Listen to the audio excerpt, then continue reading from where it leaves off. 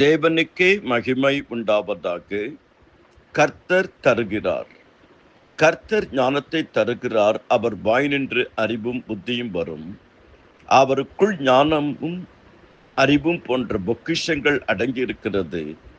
அவரே தேவனால் நமக்கு ஞானமும் நீதியும் மீட்பும் பரிசுத்தருமானார். நீதிமொழிகள் 2:6.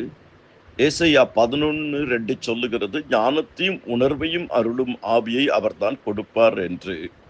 கர்த்தர் தமக்கு பயப்படுகிறவர்களுக்கு ஞானத்தை கொடுக்கிறார்.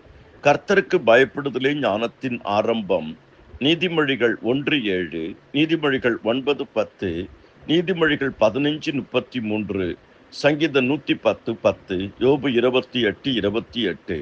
இதோ ஆண்டவருக்கு பயப்படுவதே ஞானம். கர்த்தர் நல்லவனுக்கு ஞானத்தையும் அறிவையும் கொடுக்கிறார்.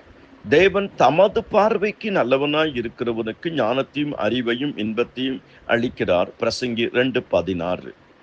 கர்த்தர் நீதிமானுக்கு ஞானத்தை கொடுக்கிறார். அவர் நீதிமான்களுக்கென்று மெய் ஞானத்தை வைத்திருக்கிறார்.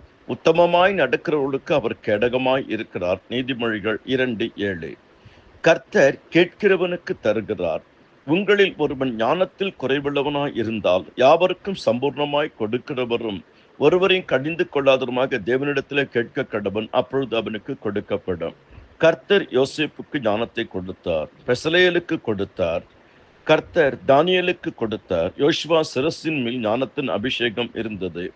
இன்றைக்கு நமக்கு ஞானம் அதிகமாக வேண்டியிருக்கிறது. நம்மை நாம் நடத்தி கொள்ள ஞானம் வேண்டியிருக்கிறது. சபையை நடத்த ஞானம் வேண்டியிருக்கிறது. குடும்பத்தை நடத்த ஞானம் வேண்டியிருக்கிறது. ஒவ்வொரு காலகட்டத்திலும் ஆண்டவர்கிட்ட கேட்கணும், அன்றென்றுள்ள எனக்கு நடத்துறதுக்கு ஞானம் வேணும்பா. நான் உனக்கு போதித்து நடக்க வேண்டிய வழியை உனக்கு நான் காட்டுவேன். உன்மேல் என் கண்ணை வைத்து உனக்கு ஆலோசனை சொல்லுவேன்.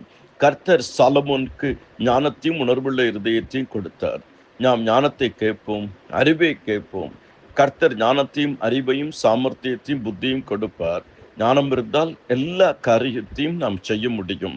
கர்த்தர் உங்களை அபரிமிதமாக ஆசீர்வதிப்பாராக. ஆமேன், ஆமேன்.